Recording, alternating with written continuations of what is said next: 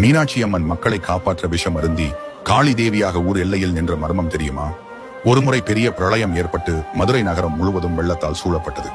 அப்போது மதுரையை ஆட்சி செய்து கொண்டிருந்தது மீனாட்சி அம்மனும் சொக்கநாதரும். அப்போது மீனாட்சி அம்மன் சொக்கநாதரிடம், பெரும் வெள்ளத்தால் மதுரை முழுவதும் சூழப்பட்டுள்ளது, அதனால் மதுரையின் எல்லை தெரியவில்லை, மக்களை காப்பாற்ற எல்லை தெரிய வேண்டும், அதனால் மதுரையின் எல்லையை காட்டுங்கள் என சிவபெருமானிடம் கேட்கிறார். உடனே சிவபெருமான் அவர் கழுத்தில் இருந்த ஆதிசேஷனை எடுத்து மதுரையில் வீசுகிறார். தன் உடலை வளைத்து மதுரையின் எல்லையாக ஆதிசேஷன் ஒரு அரணாக நின்றார்.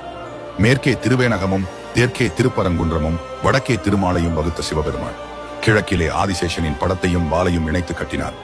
அதனால் இந்த ஊருக்கு மடப்புறம் எனும் பெயர் வந்தது. சிவபெருமான் தன் கைகளால் ஆதிசேஷனை இறுக்கி கட்ட மதுரையின் எல்லை தெரிந்தது. ஆனால் ஆதிசேஷன் வாயிலிருந்து கொடிய விஷம் வெளியேறியது. மக்களை காப்பாற்ற மீனாட்சி அம்மன் அந்த கொடிய விஷத்தை உண்டு ஆக்ரோஷமான காளி தேவியாக ஊர் எல்லையில் எழுந்தருளினார். அவளை மடப்புறம் காளி தேவியாக இன்றளவும் மக்களால் வணங்கப்பட்டு வருகிறாள். மக்களை பிரளயத்தில் இருந்து காப்பாற்றியதால் இன்றளவும் இந்த கோவிலுக்கு சென்று காளி தேவியை வழிபடுபவர்களுக்கு வரும் துன்பத்திலிருந்து அம்பாள் காப்பாற்றுவாள் என நம்பப்படுகிறது. மடப்புறம் காளி தேவி மிகவும் சக்தி வாய்ந்த தெய்வமாக பார்க்கப்படுகிறது. மேலும் மதுரையின் காவலாகவும் அம்மா இருக்கிறார்.